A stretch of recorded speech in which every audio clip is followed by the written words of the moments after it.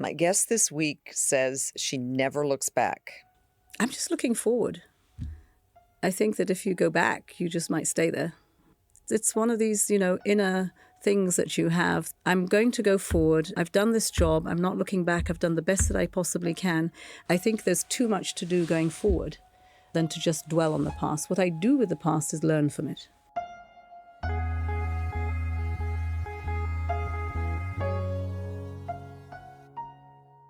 From her childhood days in rural Nigeria, Amina Mohammed has been consumed with a mission to make life better for people across the world.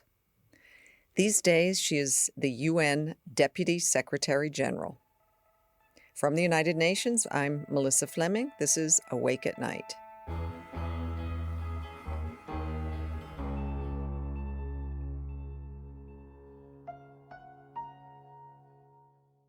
Welcome, Amina. Thank you so much, Melissa. Lovely to be with you. You have one of the biggest jobs, well, the second biggest job in the United Nations, maybe. There must be so much keeping you awake at night. What is doing so right now? What keeps me awake now is, I think it's the infuriation that the world has lost its moral compass on issues that we care so deeply about, that are enshrined in what gave birth to us, the Charter. So I don't worry about the money because I know we can always go fight for it. What I do worry about is when we lose our way on principles, on values, on the rule of law, because those are safeguards. They're safeguards for the poorest, those that would have no recourse to justice if those things were not in place, if we didn't stand up for those values. And so when you start to pull the rug from under the feet of values and our principles and human dignity, then how to reverse that, how to respond to a world that says, what are you doing, United Nations, when we see what is happening in Gaza, that to go for food, you have to die? I mean, that is not right. And how do we change that? So what keeps me up at night is how do we convince leadership in the world to reverse that? What is it? What's the switch? What's the hook? I mean, what more can we do to change that? I think we've lost our way. And I don't know how to deal with that because these are things we took for granted. Is there anything that makes you hopeful in this kind of really tough moment for the UN, where we're facing, massive funding cuts and, as you said, kind of an assault on our questioning of everything that we've been fighting for? I think two things. First, recognition that we've never been more equipped in this world to deal with the problems that we have. Is it technology? Is it education? Is it connectivity? I mean, we have to be thankful that we've got a lot more today than we had 50, 80 years ago to do stuff with. Problem is, it's only in the hands of few, and we've got to get it out to everyone. So that's the one side that makes me hopeful, is I know that there's a toolbox there. I know that there is a resource piece there. But what really makes me hopeful is the intergenerational opportunity, that young people, we can connect with them. I always say to my kids, I'm going to step, not aside, I'm going to step behind you. So when you're getting ready to fall, I'm going to push you forward. Because what I need is your energy and your vision. Because that's gone for me now. But what I have is lots of fertilizer. I have lots of wisdom and experiences. And you need that. You will need to draw on it. And so I'm there for you to draw. I'm there to, if you fall, someone will catch you. But you have got the energy and the vision to go forward, and you have the responsibility to stand on my shoulders and reach forward. So that makes me hopeful, because I think that if we have the intergenerational conversation, then we can have a conversation with our young people. You were the architect of the Sustainable Development Goals, where those children that you just mentioned could be living in a peaceful environment, in an environment where they would have equal access to education and opportunities. They'd be breathing clean air and drinking clean water. There would be justice. You're head of the UN Sustainable Development Group. You've been fighting to have these goals implemented. Can you just describe what the SDGs mean to you? What are they? What are they? We took 4 years to define these things and bring everybody with us. They are a framing of how you would sit at a table to get people to invest in human dignity. It's a different way than we did the MDGs. The MDGs, Millennium Development Goals, proved that goaling was good. We had a goal to end poverty. We had a goal for gender equality. We had a goal for maternal mortality. But those goals were Band-Aids. They were dealing with the symptom of, trying to reduce the number of maternal deaths, but they never made possible an economy that would pay for a system that would deliver a hospital, that when a woman went in, she knew that she could come out with her baby alive.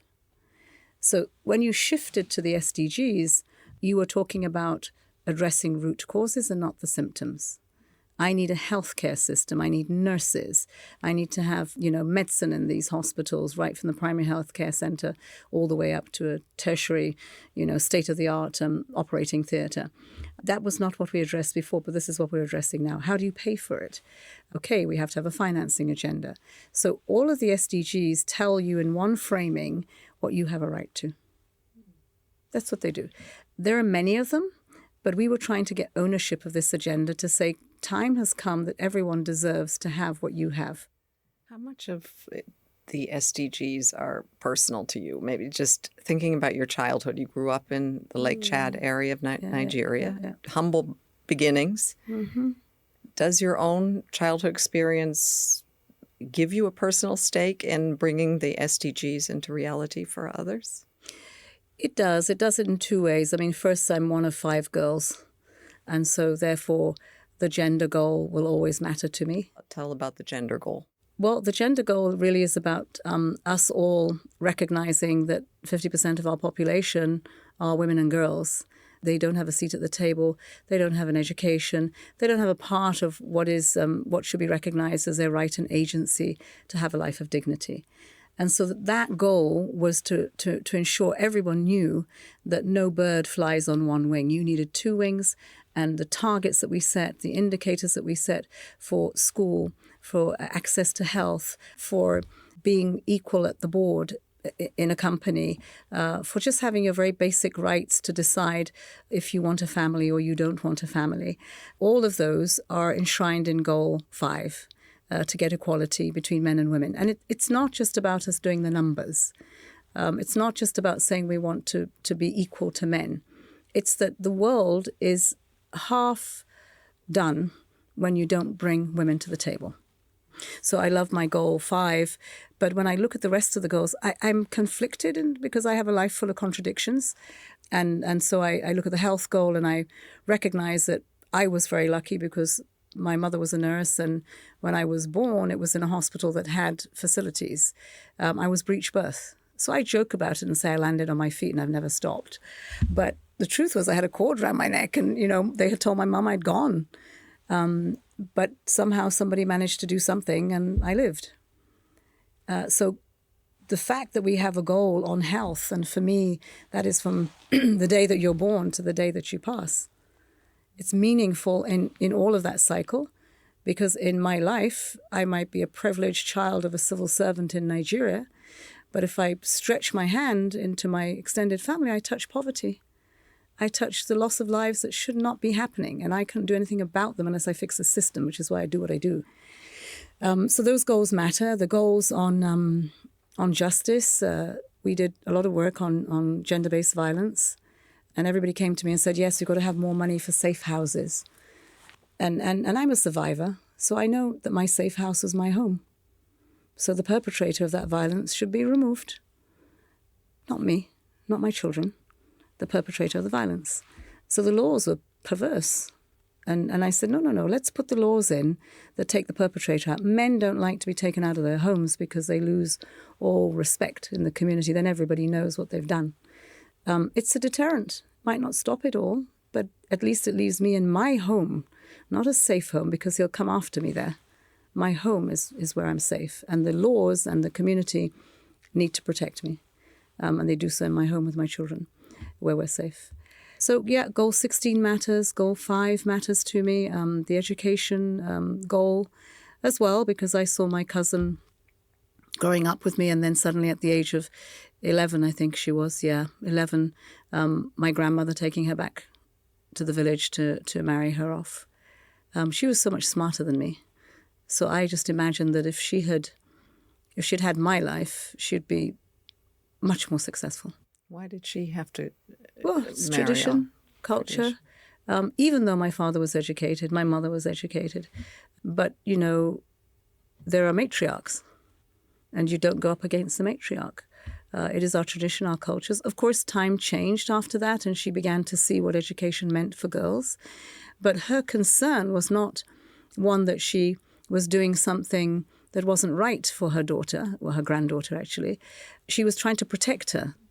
So her way of protecting her was to put her into a home where she would be secure and she would have a family. But that was a pivotal moment for you when you saw your cousin having Yeah, to go get married? Yes. It was one that for me was about how do we do this differently. I had enormous respect for my grandmother, and she taught me many, many things. But I knew that she didn't mean to be harmful. So what did I need to do to address this at the root? And it really was about poverty. It was not about education. It was about poverty. So once you dealt with the poverty in a home and the livelihood that you were able to actualize, people had the freedom to think about, yes, education's a good thing. But if I'm trying to survive, education's the last thing I'm going to think about. Did you always know at that stage that you wanted to change things, change systems? And did you have like a dream career already in mind as a teenager? I had many careers I thought about because we had the freedom of that. I mean, in our time, everything worked in Nigeria. I had both a Western education from primary school, Western education and a Quranic education. And local Quranic schools with a malam, and we all sat there and did things, wrote for the Quran, and we learned how to pray, and we are Muslims. But I also had a Western education, which the Brits were still there, and so it was very much a British curriculum. And so I had the best of two worlds. I kept my culture, my faith, but I also learned in the Western way. So that was a great childhood, right? I went to boarding school when I was 6. Where? In Nigeria. 6? 6. Leaving your parents? It was never a problem because there were lots of us. I mean, it was a smaller house. It was really nice people. It was a home. And you had to go to school there because your parents were so far away in a place that couldn't give you the same education. And my sister came with me, and she was much more upset about it. But we were together. But it is those bonds that I had in primary school that I still have today. But the schools were great. I mean, we had a tuck shop. We went to school. We had good food. We had sport. We had needlework. We learned how to cook. We did everything. So my childhood and primary school I remembered well. And now when I see the primary schools and secondary schools, I cry because how did this happen? That I had such an incredible education in Nigeria, in a state, because I brought up a lot of my life in the Northeast where Boko Haram began. And so I say to you, look, I had an education there. Terrorists are not born. It's about injustice. It's about stuff that happens to you that you feel excluded and no options and no hope. And you do bad things.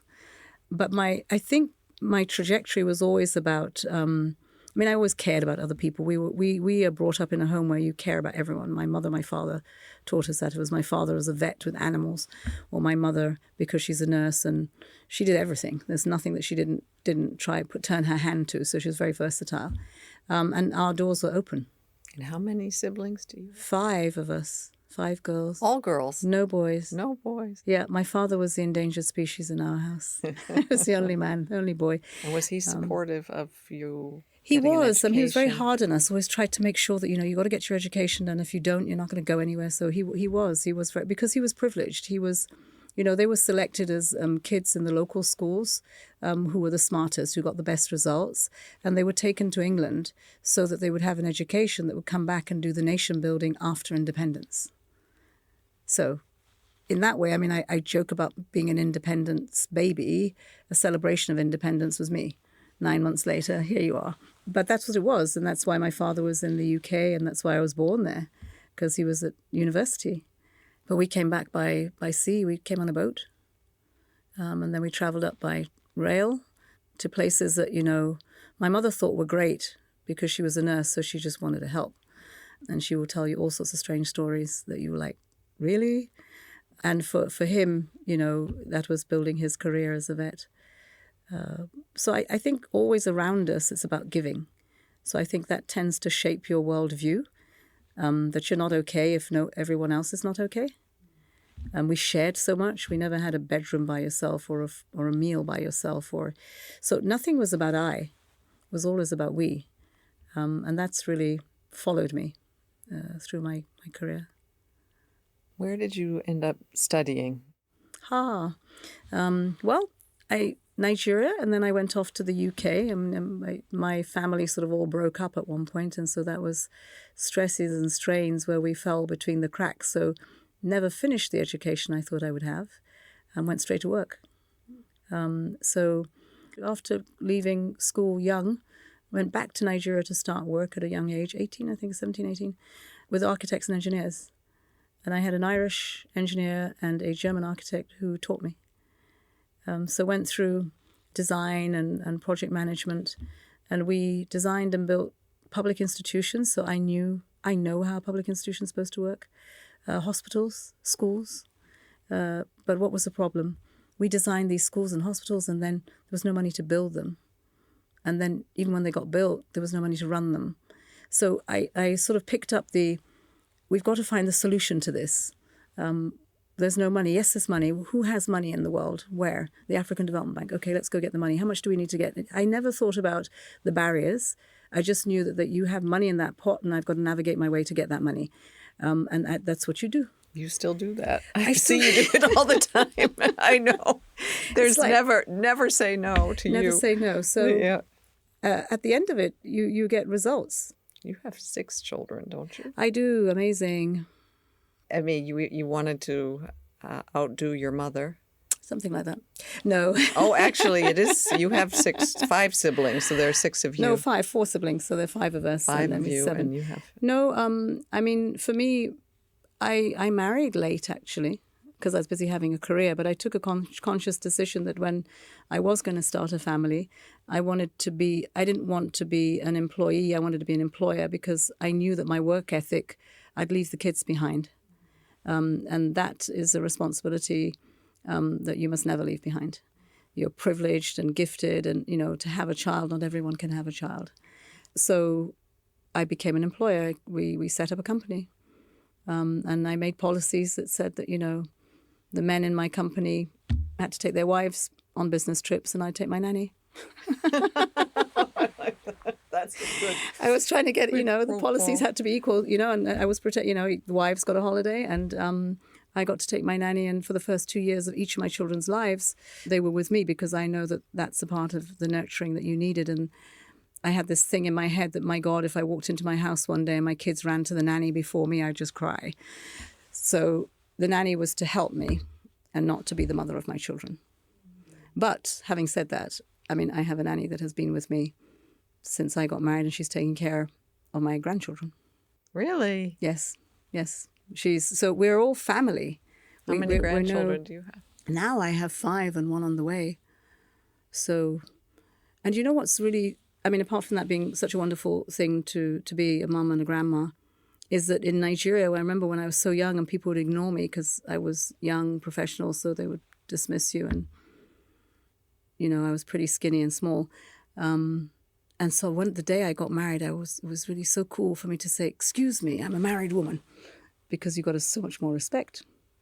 And then I had a child. I'm a married woman with children. And now I'm a married woman with grandchildren. And they're like, sorry, mommy. Really? That's a cultural thing that we don't have. No, the cultural thing is that from the day you get married, you've assumed responsibility for the 2 of you. There's a partnership, and that's responsibility. You're no longer I, you're we. And then you have a child. Oh, goodness, that's even more responsibility than the grand. So you are given your respect in society on those levels. And if you want to call a man to order, if he's misbehaving, that's the first thing you do, is remind him of his mother, remind him of his duty as a husband, remind him of his, all the things that in our culture and religion are demanded of you. If you don't do them, doesn't mean the religion's wrong. You're wrong. And that's what you did. I used it all the time. And we were, I mean, I can they're painful experiences. But I mean, my marriage didn't survive my career. And that's sad because you always want a companion. You want the father of your children around with your children. It matters when one half is not there. It's not good enough to say I'm a single mom and it's okay. It's not okay. You will manage and you will do really well and people will pat you on the back. Well done. But it's not okay for a child not to have both parents. And so, and you have to go through the struggles of whether you've got to get your children. I was in a Sharia system and I needed my kids and there was a possibility they would be taken away. So I had to go to court, and I had to go to court.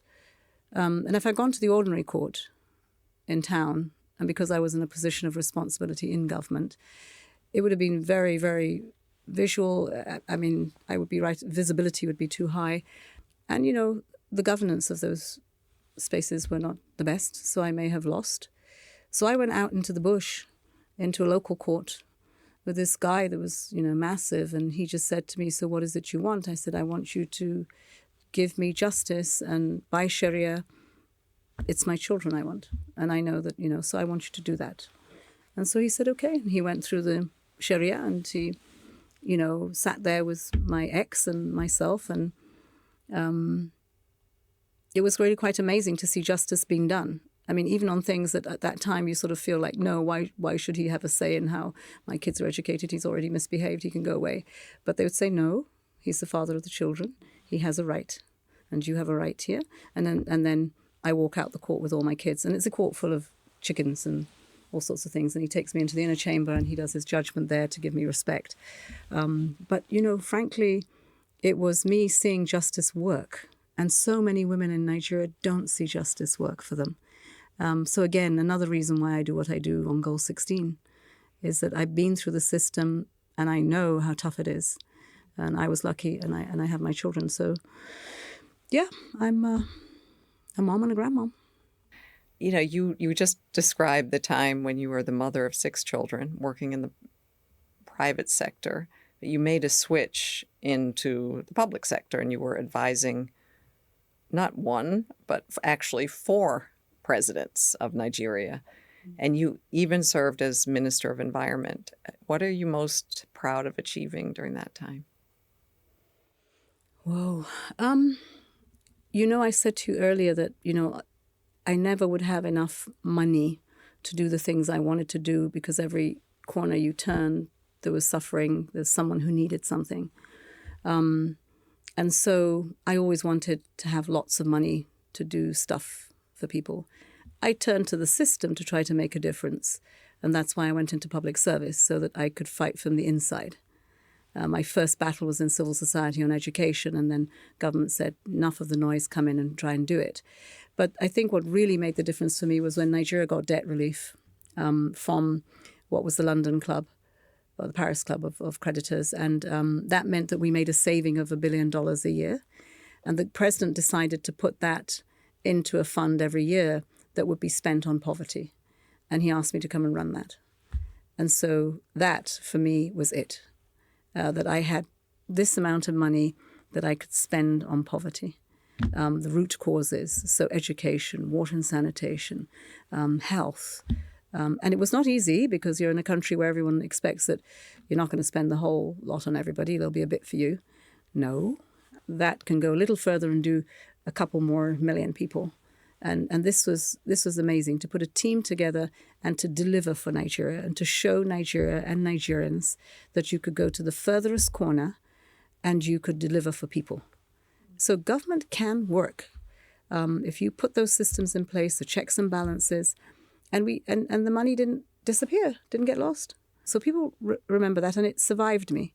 So that's what was really cool about this, is that I've been able to go to places where the main stay is that if I've done it well, it will outlive me. And that's success, because you don't have to be there. You have to put the idea into work, and then you leave. You got then tapped to be Minister of Environment. In this building. Oh, you were here? I was here, happily coming to the end of the SDGs. We had just gavelled. My president was there. He was new. He was putting his cabinet together. I don't know what happened. And then suddenly I was told that he had nominated me. And then suddenly I was the Minister of Environment. And it was, a big shock. I think to the political system in my country as well as myself. Well, I heard some people were calling you the dustbin lady. Dustbin lady, yes. What does that mean? It means that everybody didn't understand what the Ministry of Environment was. They only saw it as sanitation. So it was about the dustbins. And so this was a dustbin lady. Like so dustbins, like trash cans. Like trash cans, that's it. Dustbin is English, trash cans. And so I walked into that ministry with my Minister of State, and we said we've got to reframe the narrative for environment. It was incredibly exciting, but it was a big eye-opener to environment and conflict. So environment and conflict in the Niger Delta of my country, where oil spills were the thing of the day. So there was a lot of environmental pollution, but there was militancy because of the oil. Then you went to the northeast, desertification, the drying up of Lake Chad, environmental consequence, Boko Haram. Then you went to the middle belt, that's where the two rivers come together. That's where populations come. That's where farmers get pushed out, herders get pushed out. Then there's a conflict over land. And then you have another herder-farmer crisis. So everywhere you looked on environmental issues were at the root of many of the conflicts. So it was not just about me doing a nationally determined contribution to the climate agenda and looking at my mitigation and adaptation policies. No, this is very real in people's lives that were dying because climate or environment were the root causes. So we had a different spin and lens on this.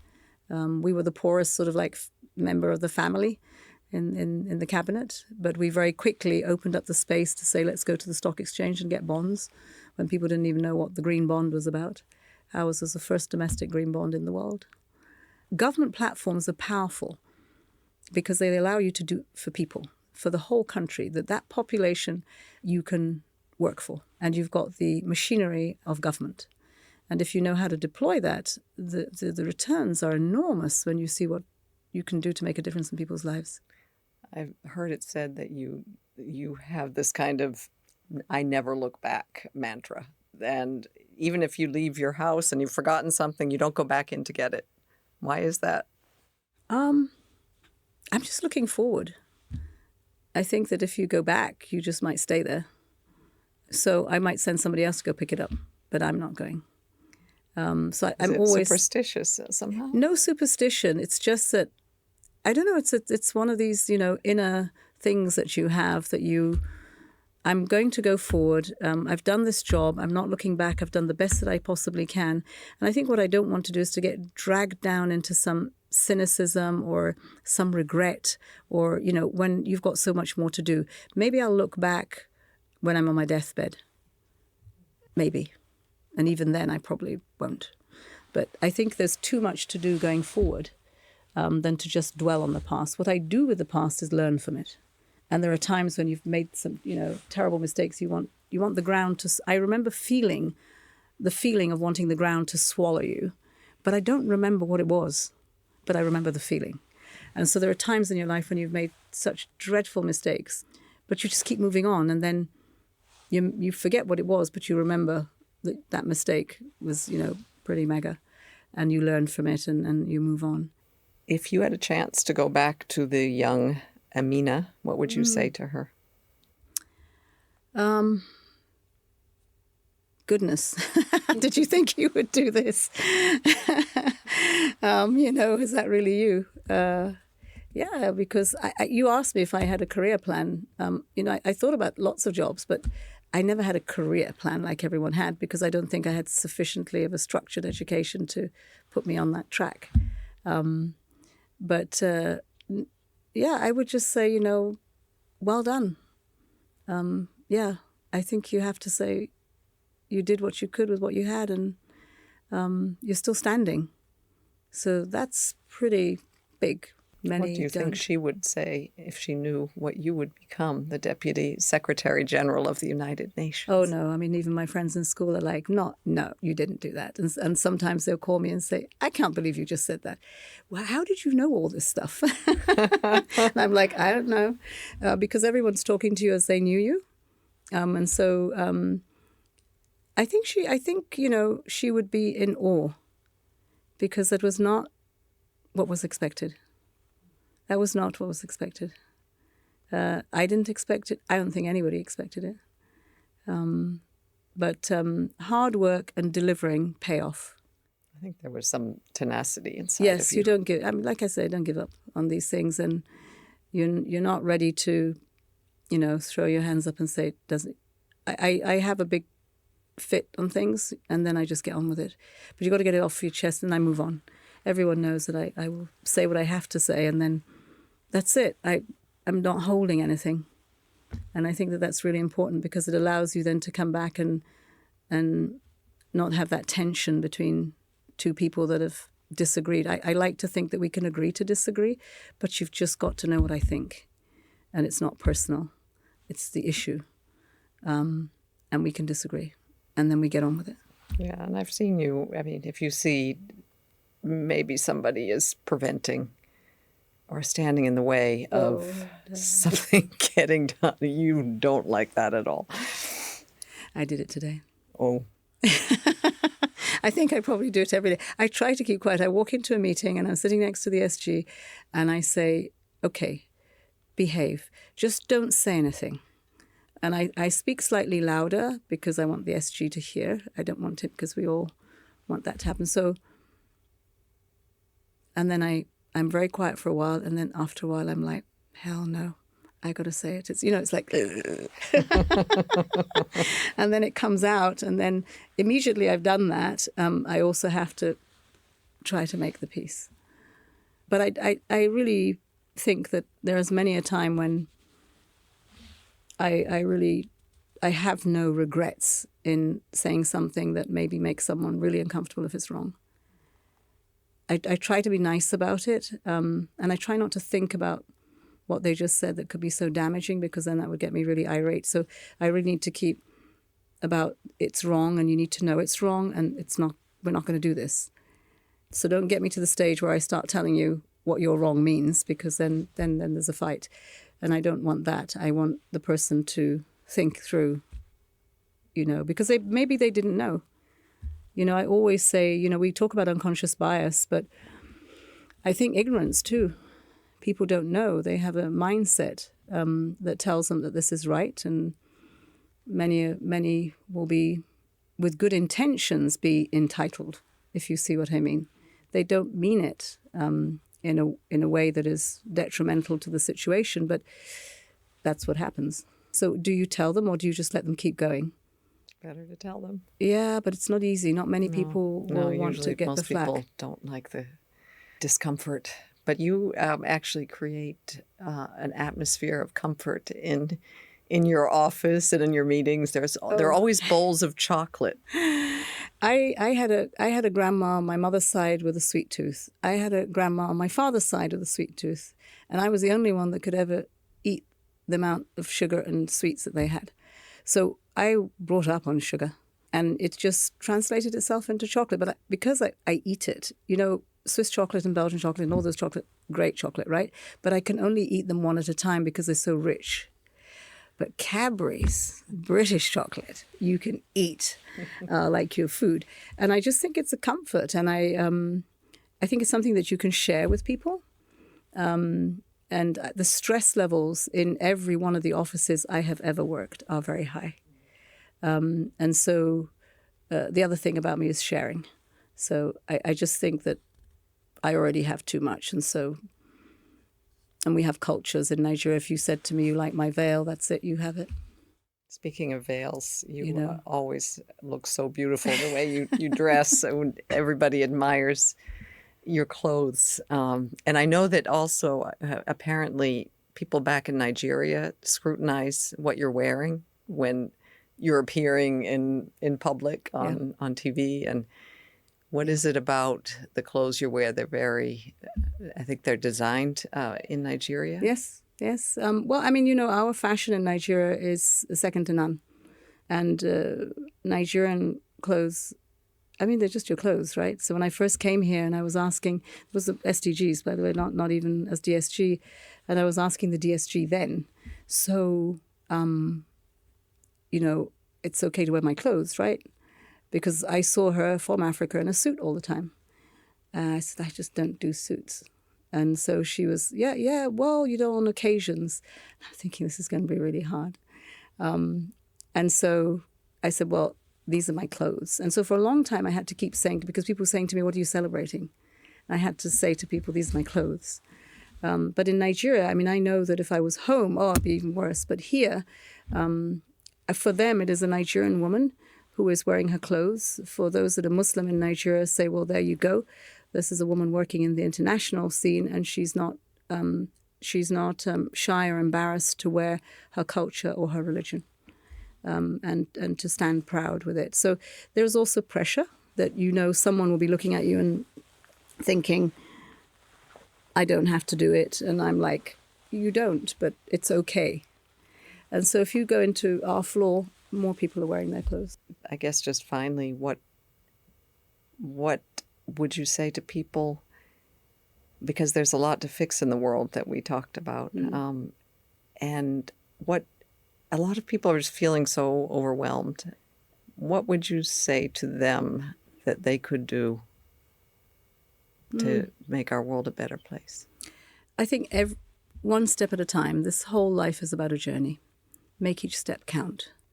It is about taking people with you. Don't do this alone. It's too heavy. You need people to cry with you, laugh with you. That's why the chocolate.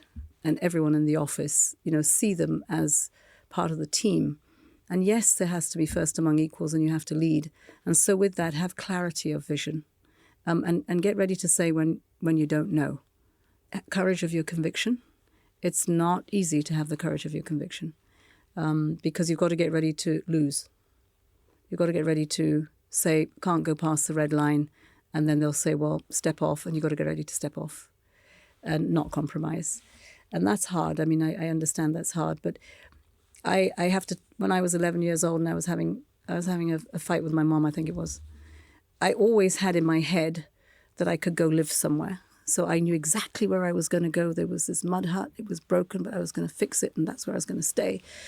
So I always had a plan B. I was never afraid of, standing up for what I believed, no matter what. And so that's what I carry with me now, is that what's the worst that can happen to me if you ask me today to resign as Deputy Secretary General? I'll go back to Nigeria. And when I go back to Nigeria, I have my 6 kids and my 5 grandchildren and my village that love me. And so is that so bad? I still took with me my integrity and my courage and conviction. And I think that is a gift. I think that I am so fortunate to have. So if you're having a really hard time today, it's find the people who feel the same. Be very clear about what difference you want to make on something and start working at it, delivering on it. And it's not difficult, because today knowledge is everywhere. And you can acquire that knowledge and you can find solutions. You just have to be intentional. You have not to think, I need to get to the top of the mountain if I press the button and solve the problem. No, it is a journey. And it's who you take with you. It's how intentional you are about each step and delivering on it. And the other thing is just keep smiling. Laugh at yourself first, because when someone does it, it's not so funny. But if you do it first, then you beat them to it. And there you go. But keep smiling about it. Our clothes and how bright they are, they're a mask for what's really going on. But everybody sees the spirit of it, and then they feel cool. They feel good. So you have to make people feel good. You really do. So, yeah, smile, laugh about it. It's the journey and every step. Well, you made me feel good in this interview. Thank you. We got a few laughs so too, nice. even though the subject matter was tough. But it is serious. It is fascinating serious, life Thank you. story, and you've given so much and moved so many mountains. So thank you for spending this time on Awake at Night. Yes, well, hopefully you can all go to sleep now. But next, it's not done yet, the life. An old man that I worked with on the site in Nigeria, it was a public building, and he always used to say, I'm going to die in harness. And at that time, I didn't understand what it meant. And so one day I had to ask him, Jim, what do you mean? He said, well, I'm a workhorse. And so I just want to drop. I don't want to go home. I don't want to be a burden to anyone. I just want to keep working until the day it's over. So that's not a bad thing to do. Die in harness. Just giving. Yeah, it's good. It's cool. Just giving. Yeah. Thanks so much. Thank you. Thanks, Melissa. Thank you for listening to Awake at Night. We'll be back soon with more incredible and inspiring stories from people working against huge challenges to make this world a better and more peaceful place. To find out more about the series and the extraordinary people featured, do visit un.org/awake-at-night. Subscribe wherever you get your podcasts, and please take the time to review us. It helps more people to find the show. Thanks to my editor, Bethany Bell, to Adam Paler, and to my colleagues at the UN, Katerina Kitidi, Roberta Politi, Julie James Poplavsky, Eric Justin Bagley, Benji Candelario, Jason Candler, Abby Vardelian, Alison Corbet, Laura Rodriguez de Castro, Angelica Devis, Tulin Batiki, and Becerra Kostova. The original music for this podcast was written and performed by Nadine Shaw and produced by Ben Hillier.